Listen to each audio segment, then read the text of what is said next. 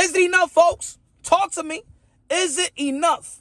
If Teofimo Lopez this Saturday, Madison Square Garden, New York City, beat Sandor Martin convincingly, is it enough to convince you that the takeover is in effect?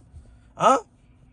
Is it going to slow down the criticism? Is it going to hush the criticism?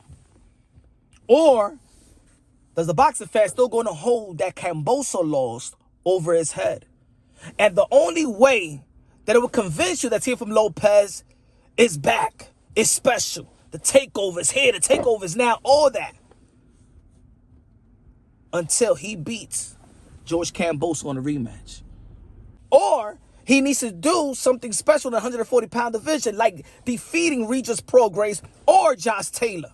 And maybe the criticism will go away. Maybe the criticism will be hush down. And maybe convince you that Teofimo Lopez is still special when that fight was just a fluke.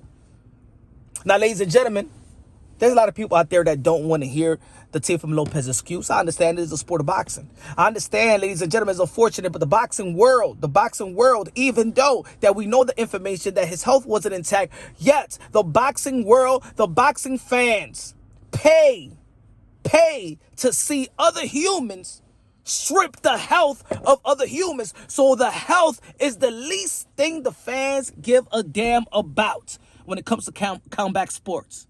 That's the least thing. That's what excites the boxing fans or the MMA fans or whatever you want to call it, the combat fans.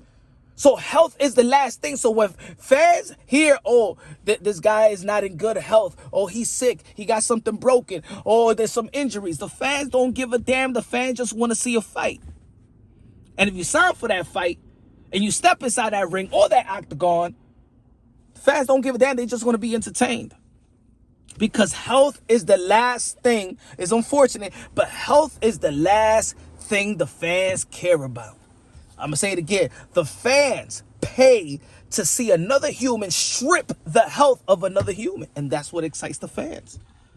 So people didn't care about Teofimo Lopez's health, even though that is legitimate that he was not healthy to go inside that ring. I know that. The doctors proved to you. They told you that. But again, fans don't give a damn. And Teofimo Lopez have to live with that the fans don't give a damn. That there is no excuses, just like any other fighter that says excuses. There is no excuses once you step inside that ring. Let's keep it, it is what it is. That's the world of boxing. That's the world of combat sport. It's unfortunate, but it is what it is. Teofimo Lopez still has to go this Saturday, beat Sandor Martin, but would it be enough? I think that Teofimo Lopez is special. I think Teofimo Lopez is special. But we can't deny that is a hiccup in his career, and he needs to overcome that. Will Sandor Martin be enough? Sandor Martin I believe is a good timing matchup. I think is a tricky fighter. I think he has the tools to cause some problems. You know, the type of tools that is gonna give Teofimo Lopez time to catch the timing, to adjust to Sandor Martin, a good southpaw. But I believe that Sandor Martin is a good opponent to actually prepare Teofimo Lopez for guys like Regis Prograis or Josh Taylor, southpaws. It's a good matchup. I believe that Teofimo Lopez needs this win, but it needs to look very, very good. It needs to look spectacular. And maybe it'll convince more fans. Maybe it will slow down the criticism, but it won't hush. So I'm asking y'all folks, will this hush the criticism? What this gives you, it will give you that type of feeling that Teofimo Lopez is that guy that was the guy, the Teofimo Lopez that beat Lomachenko, the guy that was regarded pound for pound, 1, 2, 3, you can flip it around that time. Now there's people out there that be like, shit, if he struggles with Sandor Martin, I can't see him in the ring with Regis Prograis. I can't see him in the ring with Josh Taylor. But hold up, wait a minute. I remember when people said the same thing when he fought Nakatani.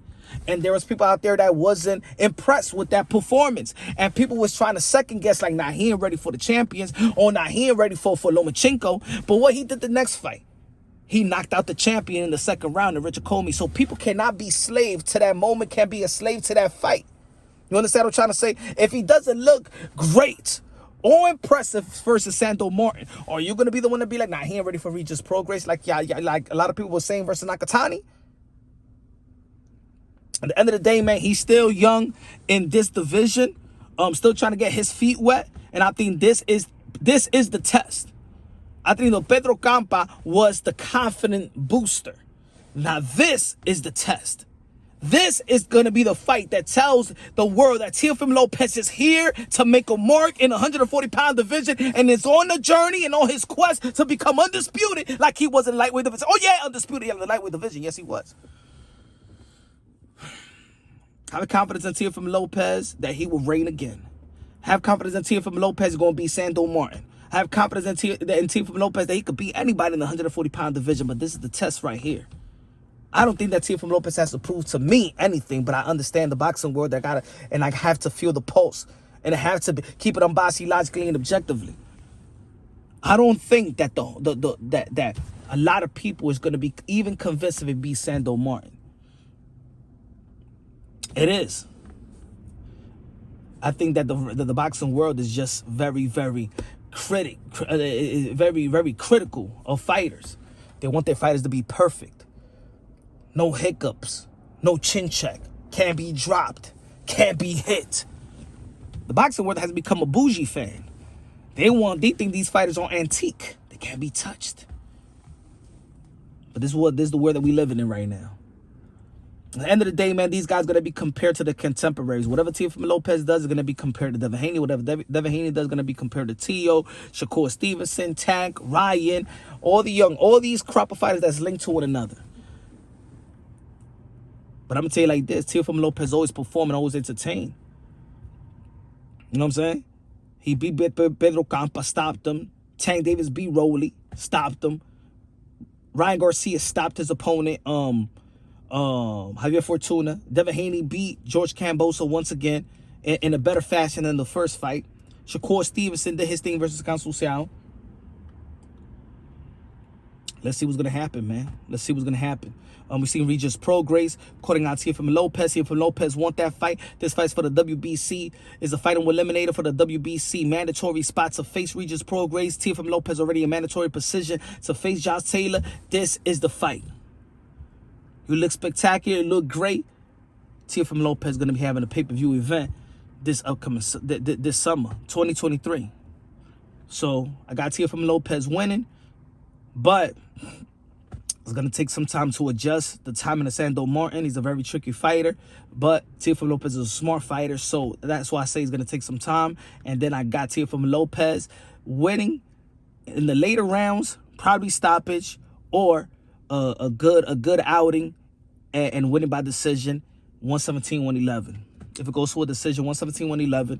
If it goes to but I got the stoppage in the 10th, in the 9th or 10th round. I say 10th. Let me know what y'all think. Well, 9th round, because I believe they're fighting 10th rounder. So yeah, I got this going to I got to go into a decision or going to the 9th round. To the 9th round stoppage. Let me know what y'all think, man. Subscribe to the channel, smash the like button. Love y'all. God bless, and on to the next.